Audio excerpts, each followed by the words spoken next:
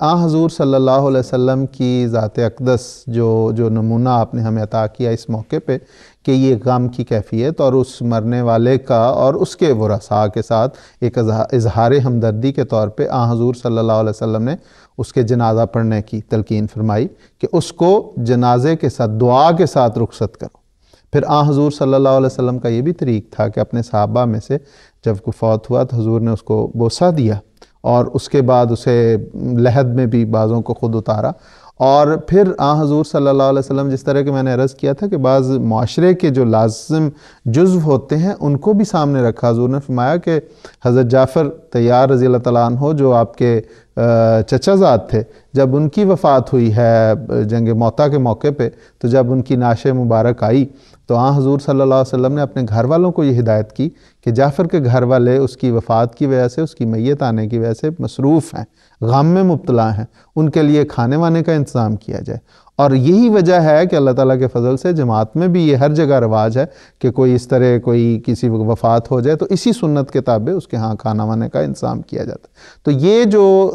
دستور ہیں حضور صلی اللہ علیہ وسلم نے پھر جنازے کے متعلق کئی تلقین، کئی نصائح، کئی اصولی ہدایات دیں کہ جنازے کے ساتھ جب جاؤ تو ضرور جاؤ۔ حضور نے فرمایا کہ جنازے کے ساتھ جانے سے احد پہاڑ کے برابر ثواب ملتا ہے۔ پھر جنازے کے آگے پیچھے اس کے ساتھ چلنے کی تلقین فرمائی، اور اگر کوئی مجبوری نہ ہو تو حضور صلی اللہ علیہ وسلم نے فرمایا کہ پیدل اس کے ساتھ چلو۔ ایک موقع پہ کسی کو دیکھا جو سواری پہ سوار تھا اور محسوس ہوتا ہے کہ کوئی اس کا مجبوری نہیں تھی، صحت سے تھا، تو حضور صلی اللہ علیہ وسلم نے اس موقع پہ فرمایا کہ فرشتے تو اس بزرگ جنازے کے ساتھ پیدل چل رہے ہیں اور تم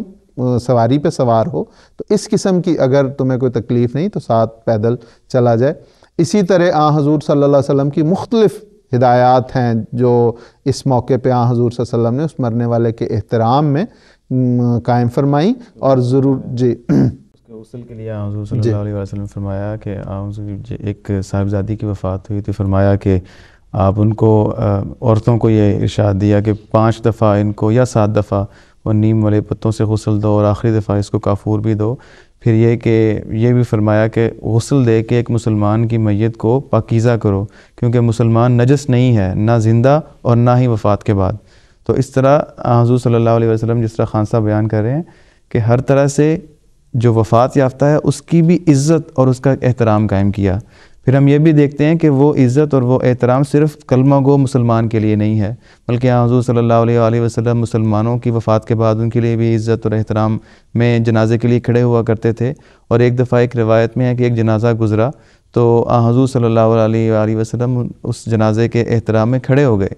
تو صحابہ نے کہا حضور یہ تو ایک یہودی کا جنازہ ہے، تو حضور صلی اللہ علیہ وسلم نے بڑے متانت سے جواب دیا کہ کیا وہ زیرو نہیں تھی؟ یعنی کہ سب سے پہلے جو اسلام تعلیم دیتا ہے کہ اسلام سب سے پہلے